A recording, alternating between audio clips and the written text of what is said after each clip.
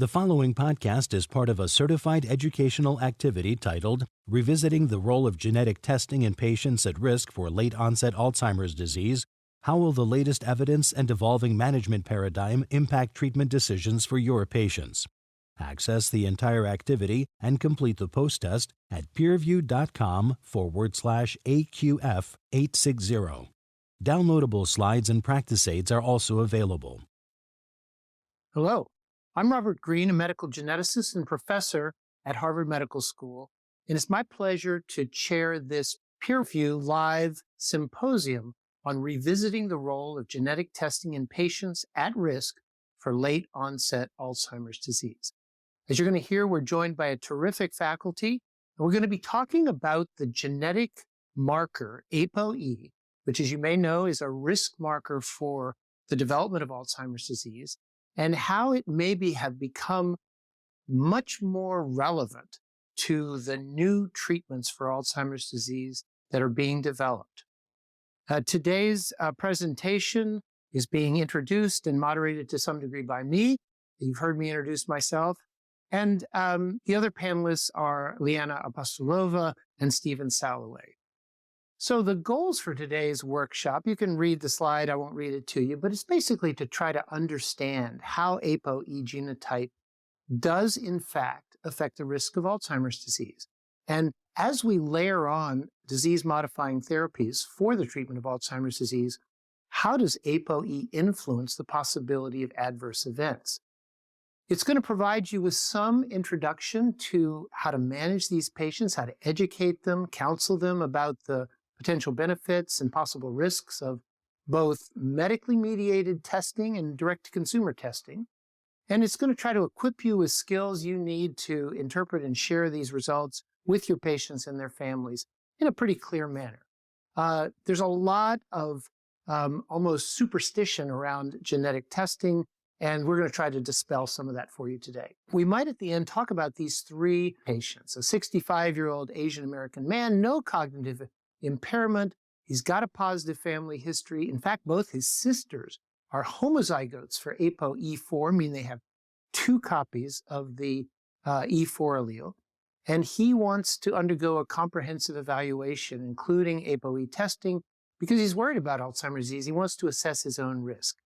The next patient is a 59-year-old Black woman. Again, no cognitive impairment. She received direct-to-consumer testing, and that revealed that she has two copies of the E4. This, even though she checked the box to say she wanted to learn it, it's upset her and she's anxious about it, and she'd like a little more clarification from you about her risk for AD. And then Evelyn, a 77-year-old white woman, actually has mild cognitive impairment. She meets criteria for MCI due to Alzheimer's disease after she's had biomarker testing. She's very interested in anti-A beta monoclonal antibody treatment. And you, the neurologist or primary care doctor, is going to try to order APOE genotype testing so that you have a better handle on the possibility that she's going to get amyloid-related imaging abnormalities, or ARIA. You're going to hear more about all of these from our panelists today. So, our intention throughout this seminar is to try to fill in a few gaps that we think most doctors have when they're dealing with this issue, and try to basically reinforce some of what you may already know, that E4 genotype is actually the strongest genetic risk factor for common late-onset Alzheimer's disease.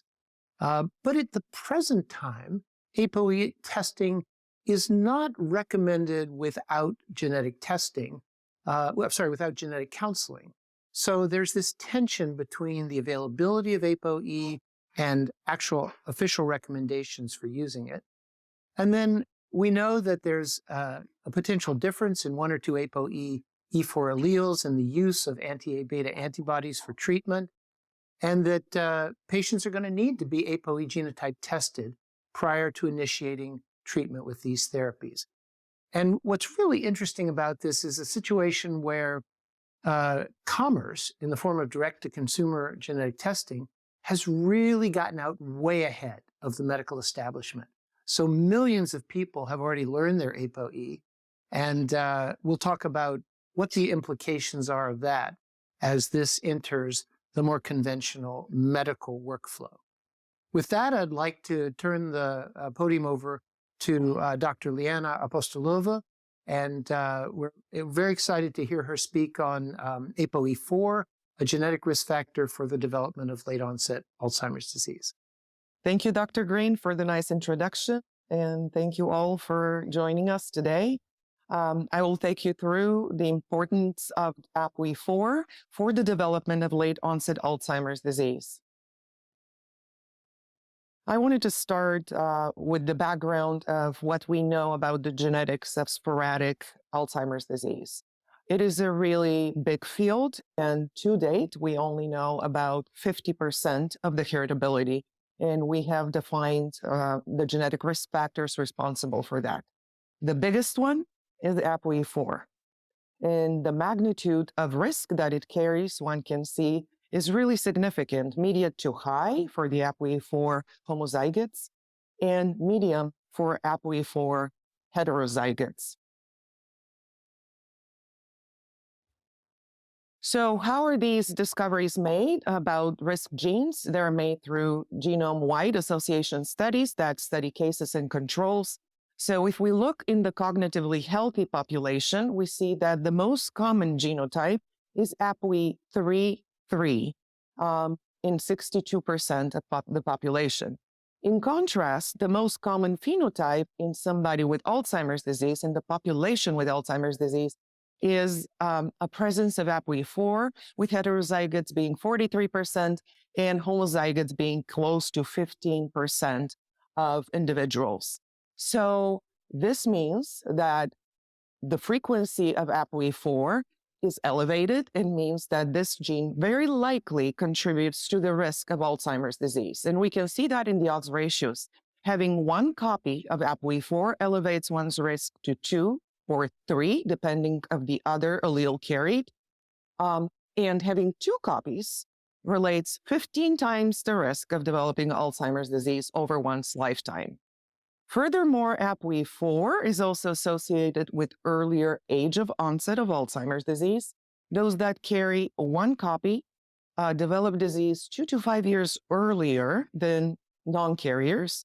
And those that carry 2 copies, they develop symptoms 5 to 10 years earlier than non-carriers. Now, here's a slide of the cumulative incidence of Alzheimer's disease symptoms and diagnosis based on carrier's status of APOE4 and homozygosity. What you see in purple is the homozygotes with E4. Over the lifetime, they have by far the most cases, with up to 70% of them developing dementia by age 95, as opposed to the heterozygotes, which are in orange, and the non-carriers in green and blue.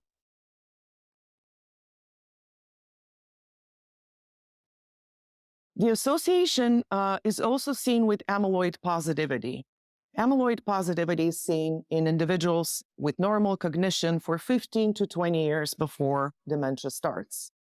So if we look in those individuals with normal cognition in this graph that is on the left, one can see that E4 carriers have by far the greatest proportion of amyloid positivity overall, followed by the heterozygotes, and then, of course, by non-carriers. And again, if somebody has MCI, mild cognitive impairment, the likelihood that these individuals are amyloid positive really goes up by the dosage of the APOE4 allele. Now that I've shown you slides that look like a linear increasing trend over the lifetime of individuals in the population, actually, the risk from APOE is nonlinear, with most cases developing dementia between the ages of 60 and 75, and those outside of this age range being less frequently APOE4 carriers. So now let's look as to whether men and women have identical risk for acquiring AD. We know that more women have Alzheimer's disease than men. But how does APOE4 also matter? And the answer is yes. If we look at the 2 lower curves, The white circles are men who have one copy of APOE4, and the triangles are women who have copy of APOE4. And in the top curves, the squares are men with two copies of APOE4, and the diamonds are women who are homozygous. In both instances, women have greater odds for having Alzheimer's disease than men, which is further increased by APOE4 genotype, as we can see here. However, if we were to look at ethnicity and race, we see a different picture. And this is really important as we will be talking medications that are associated with APOE by virtue of side effects and propensity to such side effects. So in Caucasians, what we see the risk being for heterozygotes is 2.7. And for homozygotes in this study, it was 13. That's the odd ratio of having dementia. Now compare that to Blacks. In Blacks, actually, the APOE4 gene carries much less risk for Alzheimer's disease. In heterozygotes, it's 1, and in homozygotes, it's 5.7. Similarly, in Hispanics, the risk is elevated only twice, regardless of how many doses of APOE4 they have. On the opposite end, the Japanese, I'm not sure that generalizes to all the Asian population, but in Japan, a homozygote for APOE4 has 33 times the risk of Alzheimer's disease compared to a non-carrier. So let's switch a little bit and talk about mechanism. How does APOE impact Alzheimer's disease pathology? And it works on two parts of the Alzheimer's disease pathology pathways. One is the clearance pathway, and the other one is the aggregation of A beta. In terms of clearance, A beta is produced by cleavage of the amyloid precursor protein molecule. And as that happens, there are multiple ways our bodies clear A beta. One is through cellular uptake and clearance.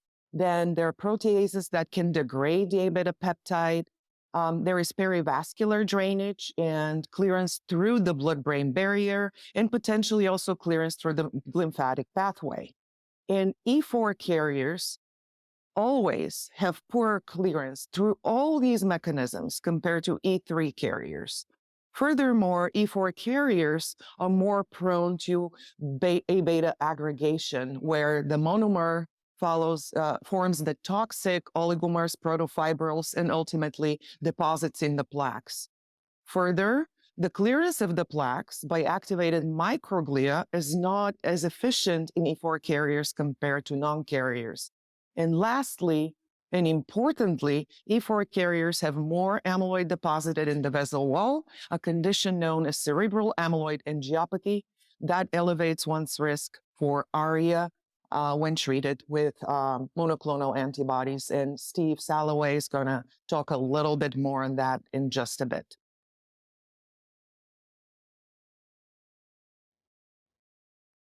Now, just to review again, multiple ways that APOE4 associates with AD pathology. One is this increased risk of cerebral amyloid angiopathy, but there is also pro-atherogenic changes in the vessel, so much so that the risk for vascular cognitive impairment in pathologies that lead to dysfunction of the neurovascular unit is also there.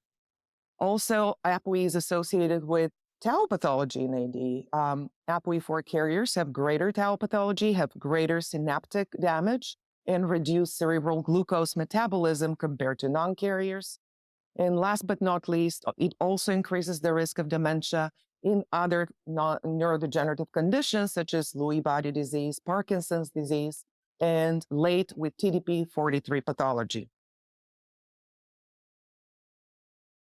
And just to demonstrate for you how the associations with imaging biomarkers and APOE4 genotype look like in the ADNI study, the Alzheimer's Disease Neuroimaging Initiative. This is some work from my lab, where we were able to show that the association with amyloid, which is the very first sinusoidal graph that starts in the cognitively normal state, down on the x-axis, you can see the Alzheimer's disease status of individuals of the population, cognitively normal, followed by MCI by dementia. The graphs depict the abnormality in certain imaging biomarkers. The first one is amyloid, second one is tau, followed by glucose hypometabolism, and lastly, atrophy. So amyloid deposition and APOE are very tightly connected. The effect is robust, and it's seen in the pooled sample, but importantly starts in the cognitively normal part of the disease, in the pre-symptomatic stages. Then the second association we see is with tau, and that is also seen early in the cognitively normal stages. Then hypometabolism seems to show its first association in the imaging genetic field in the MCI stage. And lastly, the association with atrophy really seems to appear in the dementia stage of Alzheimer's disease. And with that, I'm going to turn it over to Dr. Salloway. Well, thanks, Liana. And it's good to be speaking with all of you. I'm going to be talking about the impact of APOE4 carrier status on risk of ARIA, which Dr. Green mentioned to you and Liana followed up on, in patients who are receiving amyloid-lowering antibodies. Okay, so there are a number of amyloid-lowering antibodies that are in clinical development. By way of disclosure, I have been a principal investigator for all the medications I'm going to be talking about, and also a consultant to the companies developing these drugs. And there have been major advances with this class of medication, and in June of 2021, the FDA granted accelerated approval for aducanumab, an amyloid-lowering antibody. In January of 2023, lecanemab was also approved under the accelerated approval pathway. And this spring, we'll be seeing results from the phase 3 trial of donanemab, which, if positive, will be submitted to the FDA for consideration for approval. Now, this is an evolving field, and providers need to become familiar with how, as these medications hopefully are covered and become available in clinical practice, how to use them safely in appropriate patients. So the most important thing is selecting the appropriate patient, and we recommend there is a group of experts, which includes Dr. Apostolova, which have put together guidelines, appropriate use recommendations for aducanumab. We'll be coming out with recommendations soon for lecanemab about how practically to use them in the clinic. And also the FDA has prescribing information for the 2 drugs that have been approved. So the most important thing is to select patients that conform with the clinical trials, patients who have mild cognitive impairment or mild dementia, who are amyloid positive. This will require amyloid testing, currently with PET or CSF. Blood tests, I'll mention at the very end of this talk, are becoming more robust and will soon be more available in the clinic to help to pre-screen for those likely to be amyloid positive. We're also recommending APOE testing because the APOE4 allele, and especially the number of copies, greatly influences, as you'll see from the data, the risk of developing this main side effect called ARIA. And so it's important for patients to know about it and for clinicians so they can manage the ARIA. This side effect, the ARIA, it shows up on MRI. Often it's asymptomatic, and there are regular safety scans, especially early on, because ARIA occurs early on with treatment. Now, the role of APOE here, and that's really the focus of today's discussion, is the rate of ARIA, of both ARIA-E, which means edema, and ARIA-H, which means hemorrhagic change, increase with the APOE4 copy number. Symptomatic cases and more serious cases also go up, especially in homozygotes. And so that's why it's so important for patients to know about it and for clinicians to know about it so they can manage it. Right now, APOE4 carriers are approved and also recommended for treatment with amyloid-lowering antibodies, but they do require more vigilance in terms of management of the ARIA to prevent a severe or serious outcome. And this just shows you the MRI monitoring schedule for aducanumab and lecanemab. MRIs are obtained early on with treatment, and then as treatment progresses during the first year. And then whenever symptoms develop, unscheduled MRIs would be obtained as well.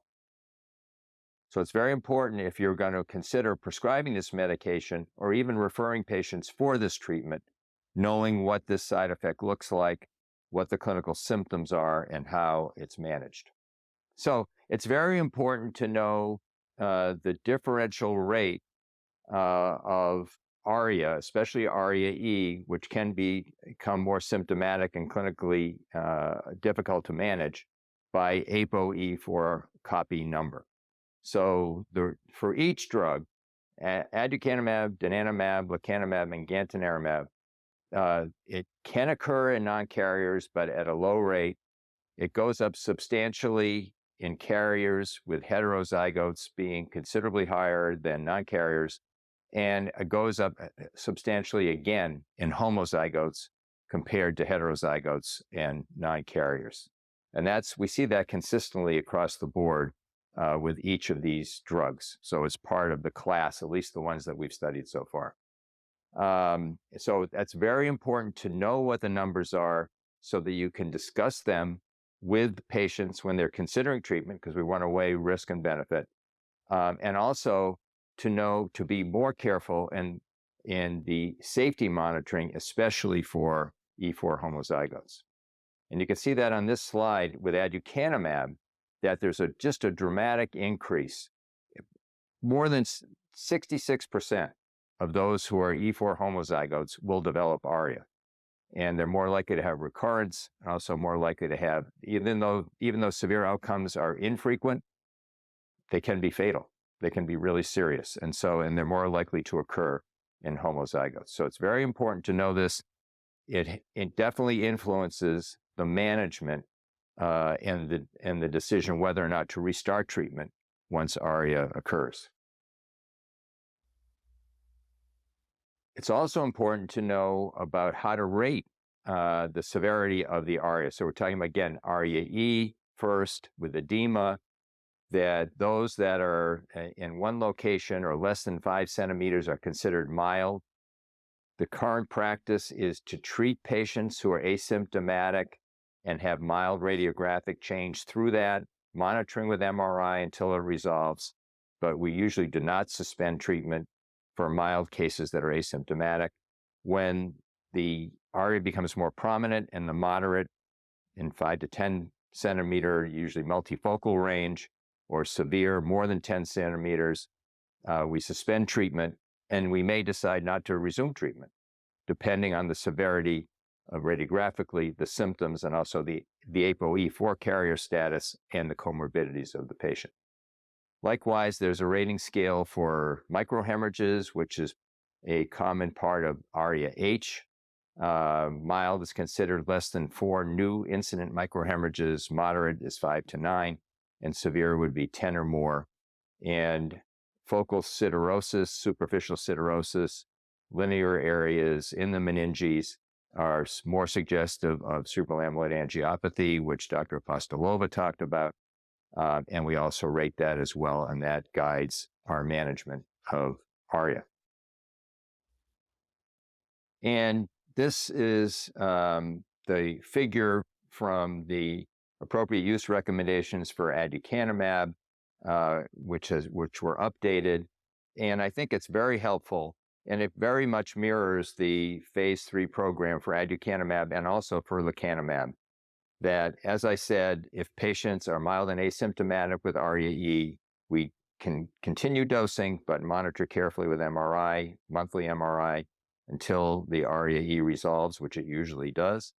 If it's moderate or severe radiographically, we suspend treatment and decide whether or not it's safe after monitoring to go back on treatment. If it's symptomatic, we suspend treatment. And again, depending on the severity of the symptoms, we may hold up on restarting treatment. And there are stopping rules that we take into account for macrohemorrhage, more than one area of superficial siderosis, more than 10 microhemorrhages, more than 2 episodes of ARIA, severe symptoms of ARIA. 75% of the time, ARIA is asymptomatic. It's only detected on the scheduled MRI scan, but symptoms can occur. They're usually vague and nonspecific. But again, there are a handful of cases with each program that are serious, require hospitalization. Corticosteroids can be associated with seizures and can be fatal. Here's 4 examples of what ARIA-E looks like. The first case on the bottom row, you see the flare sequence prior to treatment. In the top row, you see after the occurrence of ARIA-E. The first case just has a little linear area superficially. You have to look carefully to detect these. That would be, if you measure that out, probably a mild area of ARIA-E. Case number 2, you see really extensive area of edema. Case number 3, in between, and case number 4, sort of in between, but heading more toward the severe range. Here we see an example of 2 slices in one case, before treatment, after ARIA occurs, and then with resolution. And it almost always, not always, but almost always resolves. It's a transient phenomenon. And often patients can go back on treatment if everything, when considering carefully safety factors.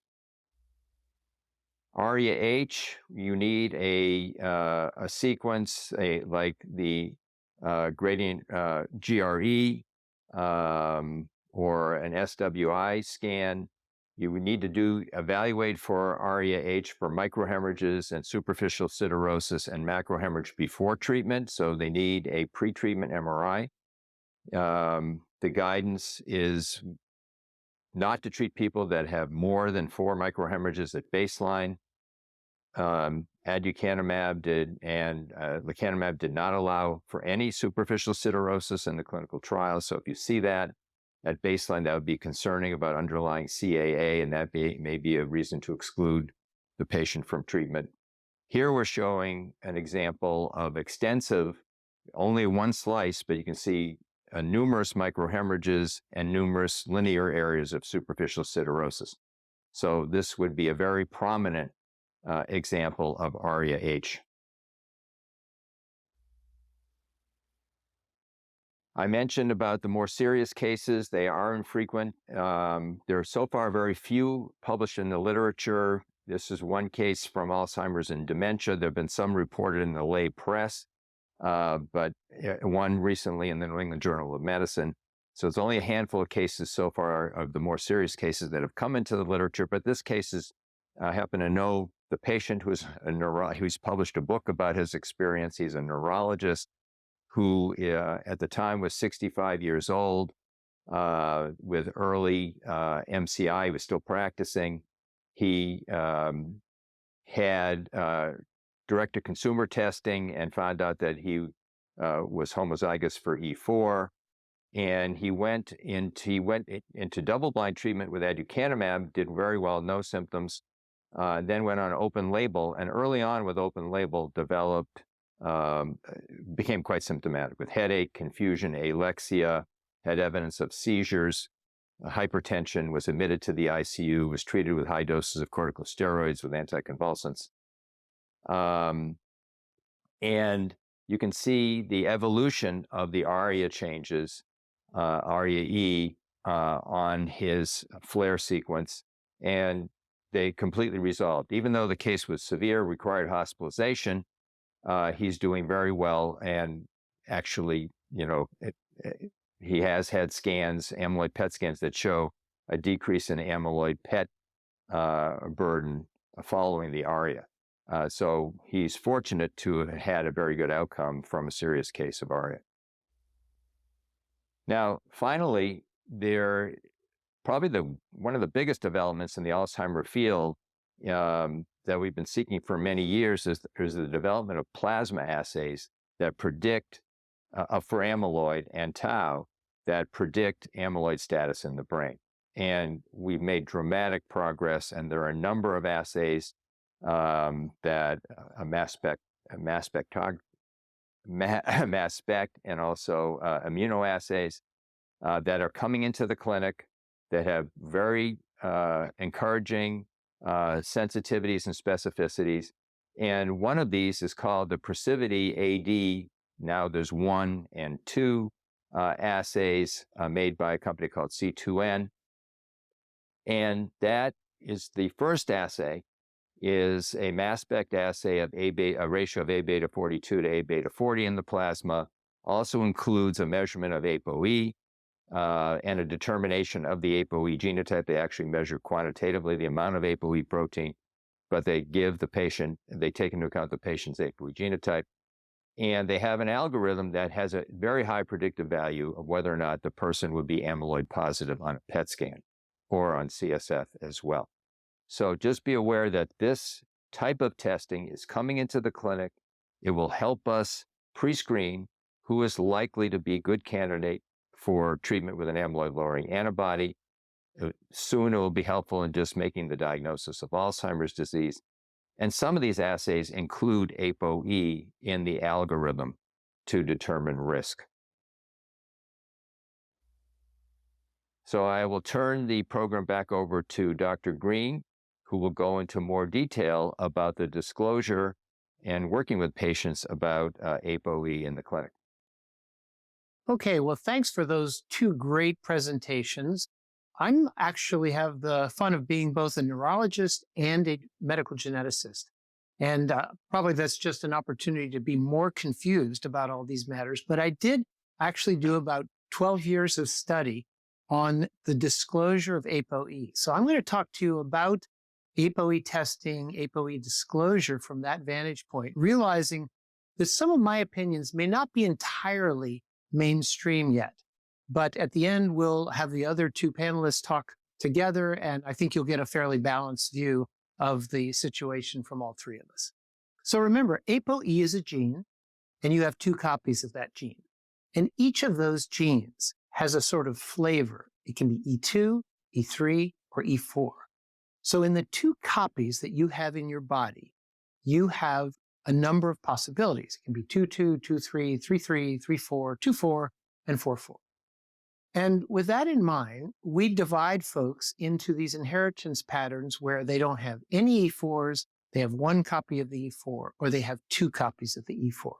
And as you heard, the two copies of the E4, which is about 2% of the population has, does put you at pretty dramatically increased risk for late-onset Alzheimer's disease.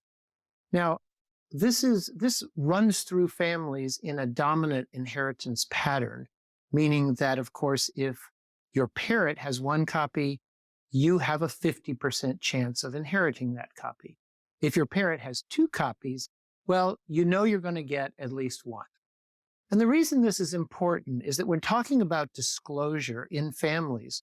When we disclose to one individual, we may be inadvertently disclosing to let's say their adult child. So if you disclose to a father, for example, that he's carrying two copies of E4, the adult children sitting in the room with you will know with absolute certainty that they are at least each carrying one copy. And so whether they wanted that information or not, they have received it, and they know that they too are at somewhat increased chance of developing Alzheimer's disease. This is a big deal in genetics where you might be talking about Huntington disease or breast and ovarian cancer predisposition. It turns out in the real world, this is not quite so charged within families, but you should be aware of it as you're talking to families about APOE4 disclosure. Now, you can order APOE in a number of ways. You can order it from a legitimate laboratory, although ironically, at the moment, it costs several $100s if you order it from a legitimate medical laboratory, and it costs quite a bit less if you order it from a direct-to-consumer laboratory. And theoretically, you can get APOE genotype through the protein proteotype test. But most of us over the years have been garnering this kind of information from the genotype test or looking directly at the DNA. Now, you've heard of direct-to-consumer genetic testing. It's been out there in the world since 2007. The most popular DTC genetic testing company has sold something like 14 or 15 million kits. And about 70% of the people who purchased those kits actually said yes on the little checkbox, and they received their APOE genotype.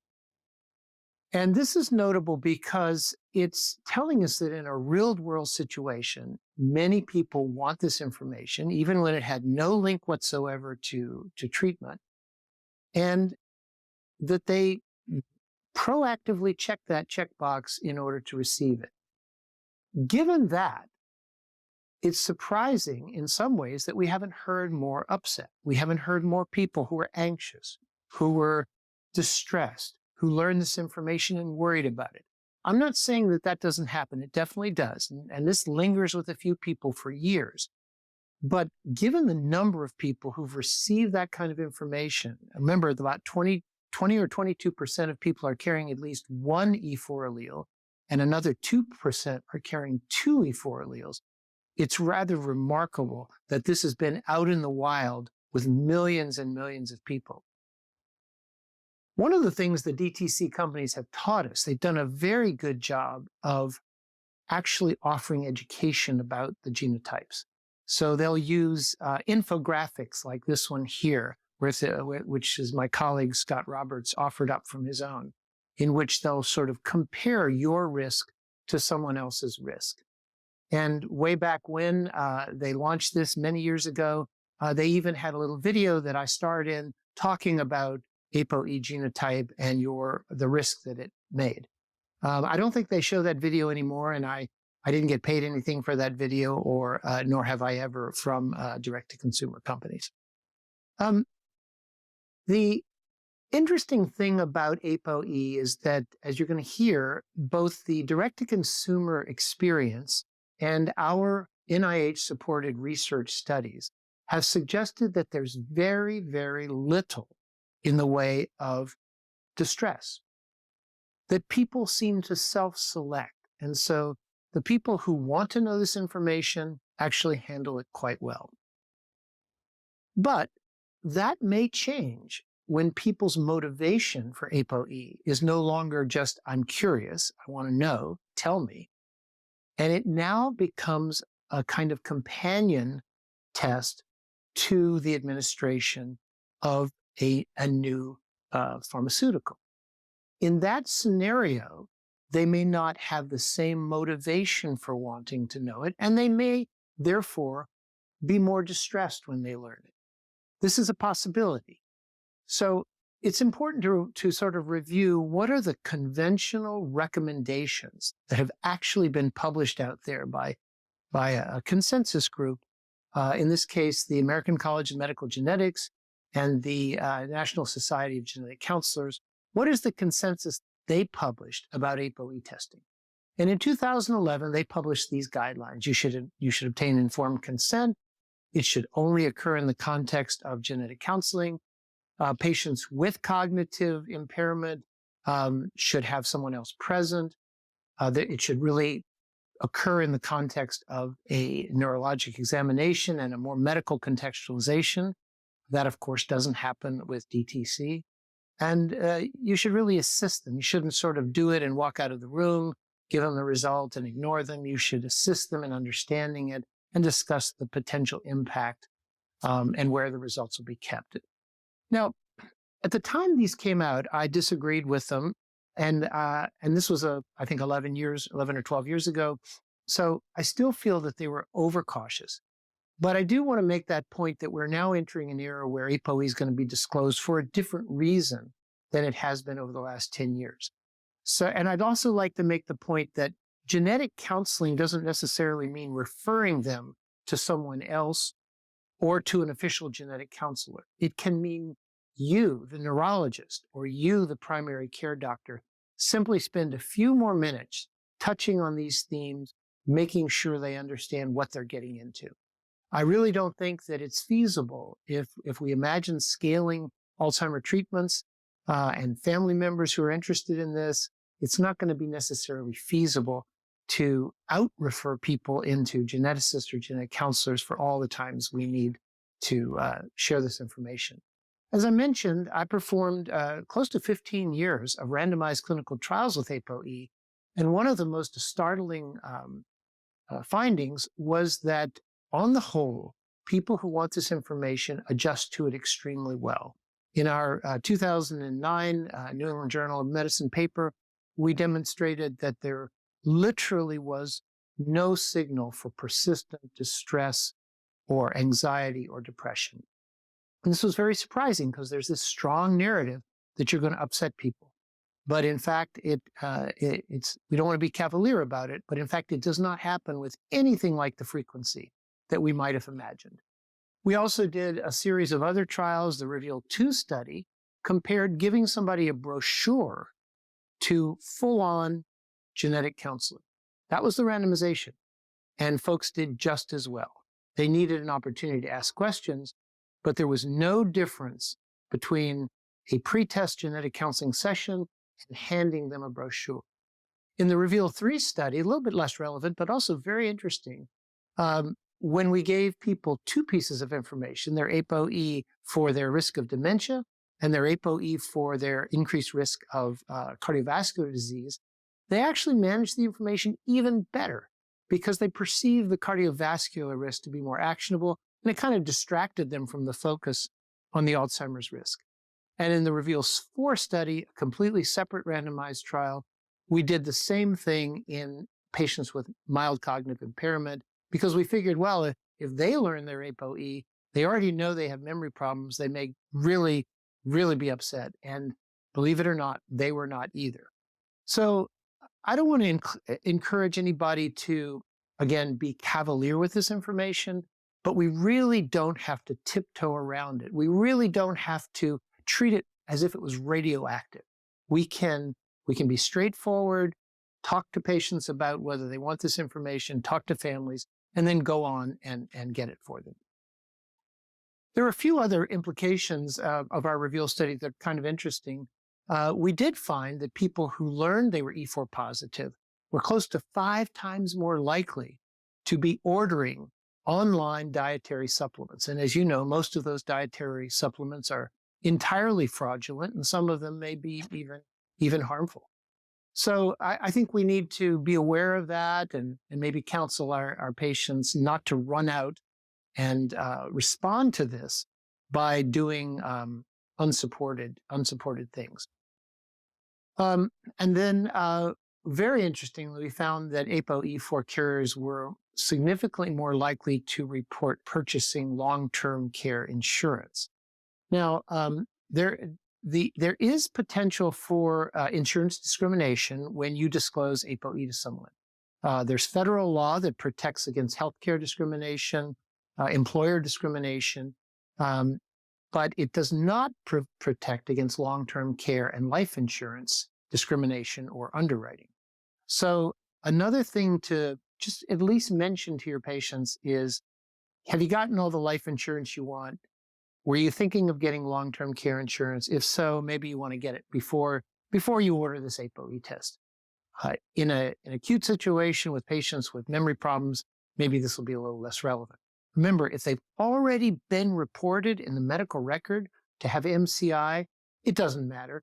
Insurance is going to fasten on that and underwrite them differently anyway. So if they've already got MCI, the jig is up. Informed consent does not have to be a long process. There's a lot of literature out there, and we all know that decisional capacity might be impaired. There's people who dug way deep into this, and if you really were on the fence about a particular person, are they understanding or not, there's some tools you can use.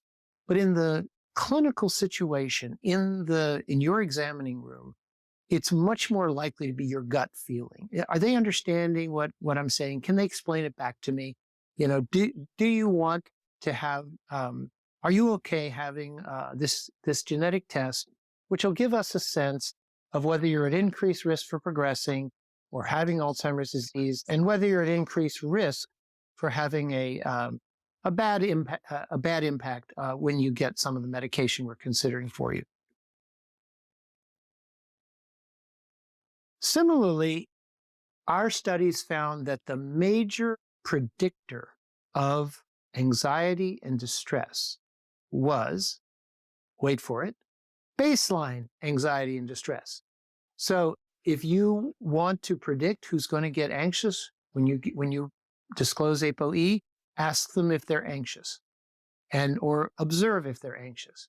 And if that doesn't satisfy you, and you're so predisposed, there are, again, very short, very convenient little scales of anxiety that you can use that are in this slide deck. Now, in patients who have no cognitive impairment, but who want to know their APOE, and we know that's a lot of people out there, there's just a little bit of talking you should go through, which can fully constitute genetic counseling. You should make sure they understand that it's not deterministic, that it's a predisposition or susceptibility gene. So it's not a sentence. It's not a determining factor that they're going to get Alzheimer's disease. You should make sure they understand sort of the difference between one copy and two copies. And you should make sure they understand that the effect of ethnicity is still quite unclear, as was previously discussed. And when you've got the results in your hand and you're giving it to them, again, it doesn't have to be an elaborate process, but you might just check in and say, have you thought about it? Are you sure you want to receive this? Okay, let's go ahead.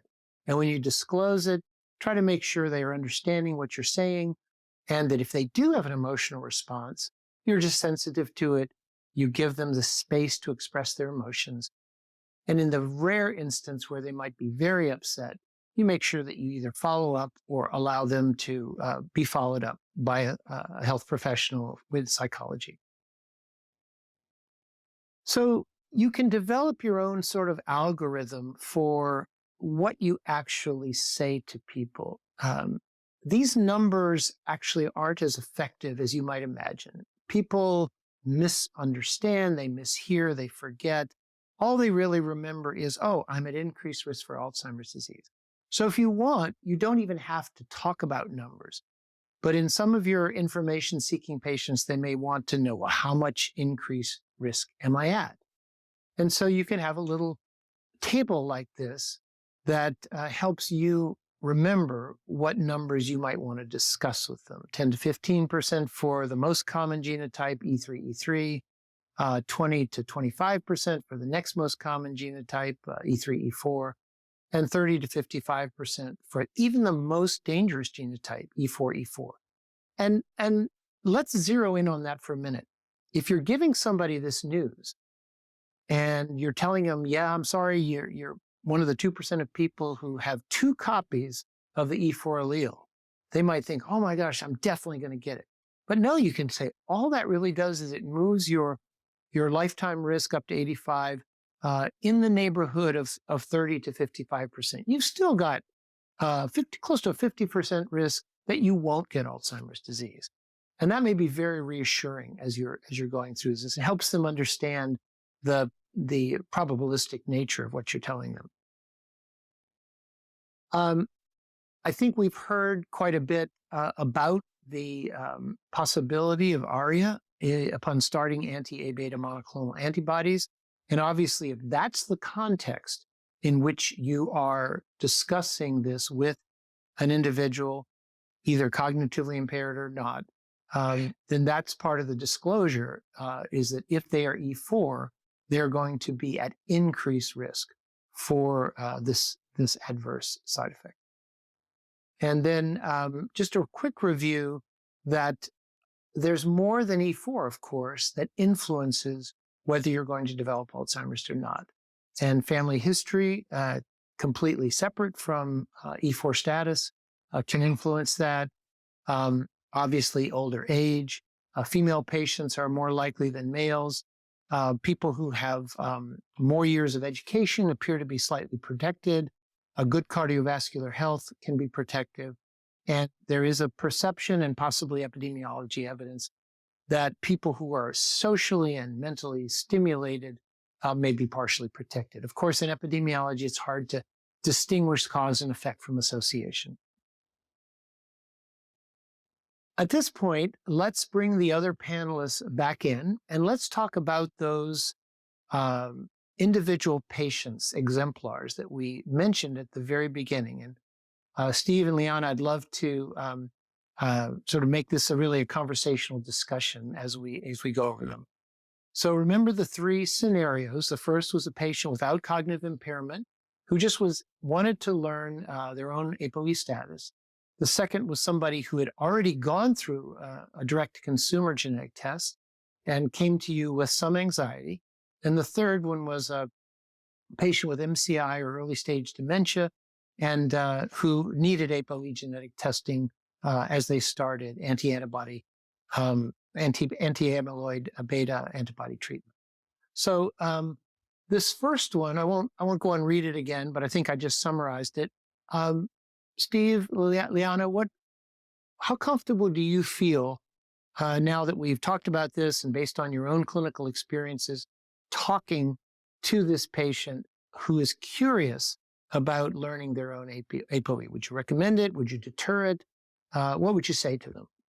Well, I could start first. First of all, I agree, Robert, with what you've said about your approach.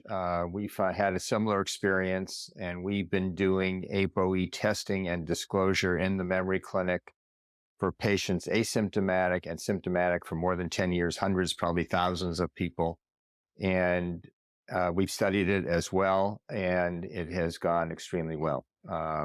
So this, in my opinion, my personal opinion, this is important health information. I'm sure you'll agree with that, about their potential risk of a serious neurologic condition. They have every right to learn it if they seek it. It would be important, as you said, I think you laid it out very well. Is he psychologically prepared to learn the information? So inquiring about that.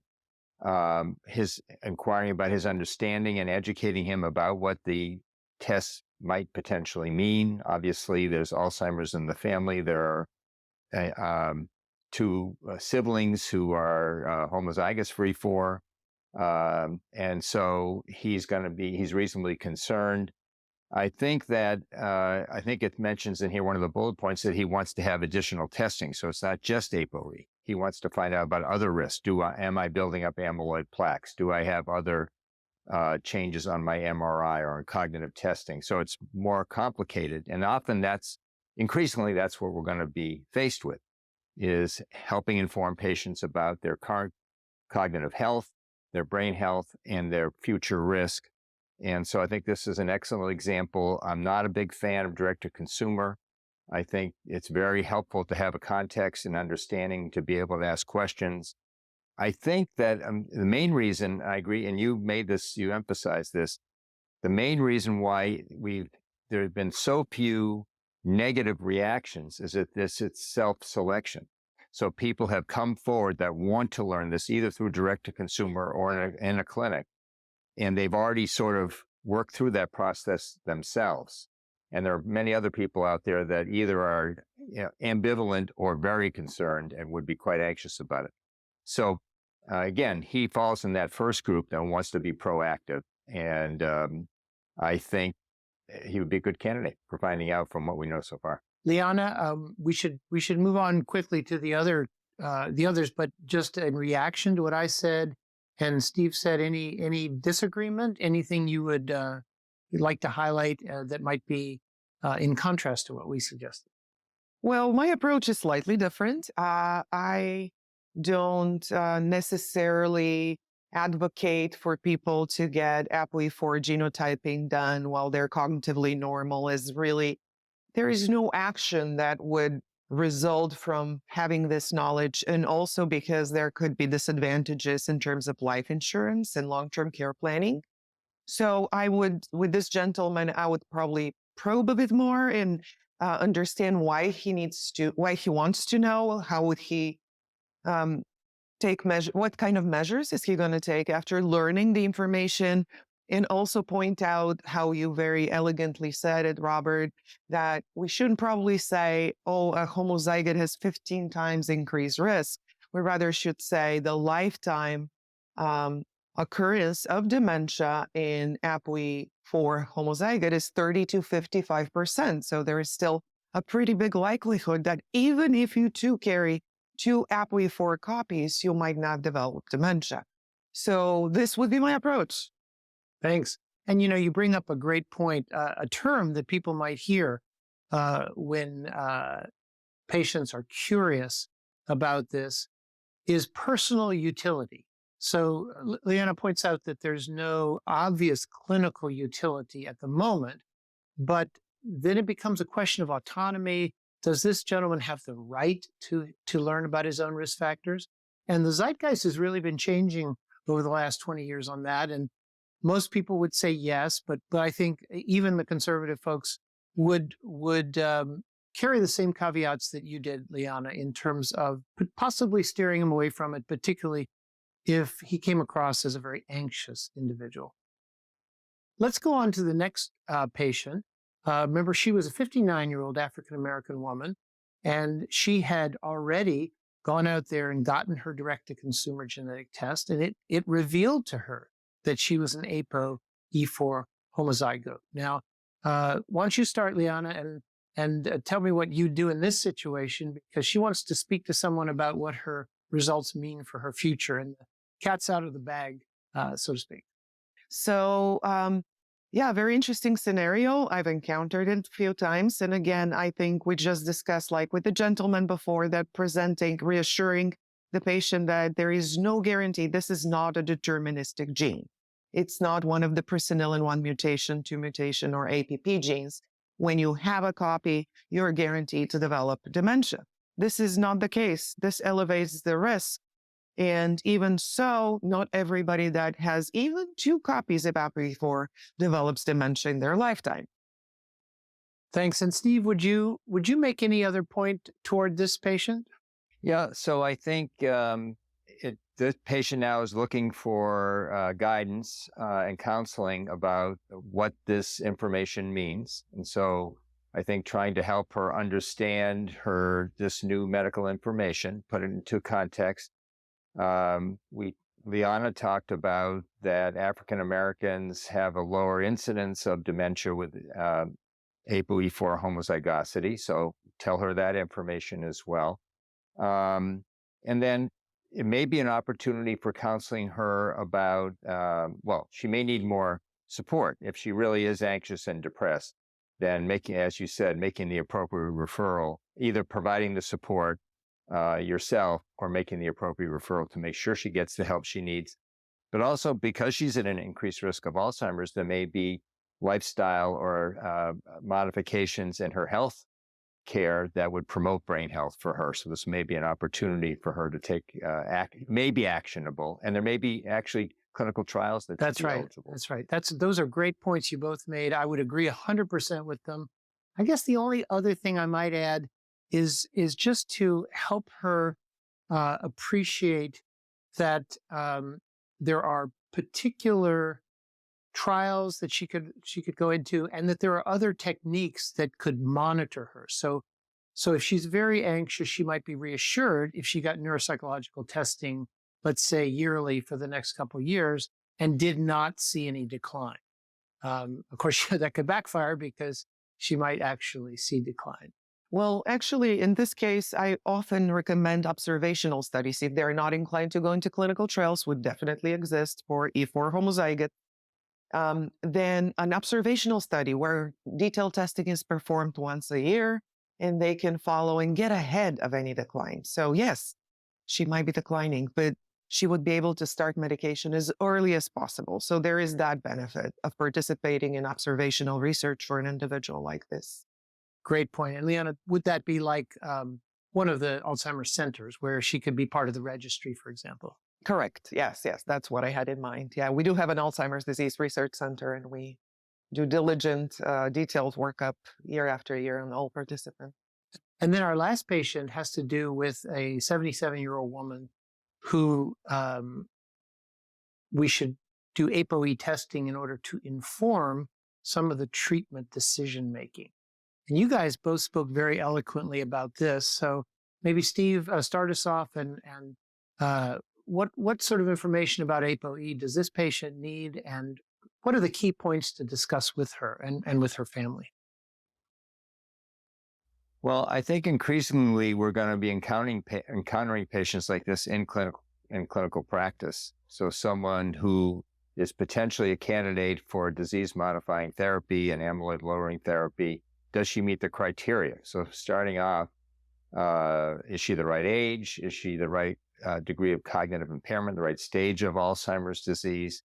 In this case, she has a MoCA of 21 out of 30, so probably she is in an earlier stage of Alzheimer's. There are no MRI exclusions. She has already had CSF testing, so that amyloid confirmation has been obtained.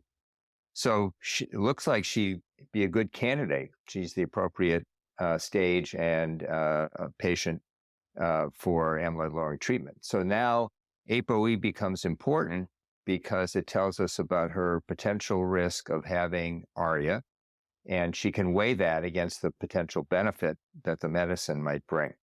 And again, we would inquire about her readiness psychologically to learn this information. And again, and you mentioned it briefly, but we didn't talk about this so much yet, about the impact on her family, because her children are now aware that, or they may be aware that she has early Alzheimer's, and now there may be more genetic information that could affect their risk as well. In fact, this slide says that she's there with her daughter. And so it probably is worth mentioning to her daughter that if we sending APOE on the mother and we do find out that it's 4/4, daughter will have to be okay with the knowledge that she herself will then be an obligate carrier of at least one E4. And is she okay with that? Not that she would not do it if the daughter said, wait, but it's probably better to prep her rather than let her discover it on her own in some way.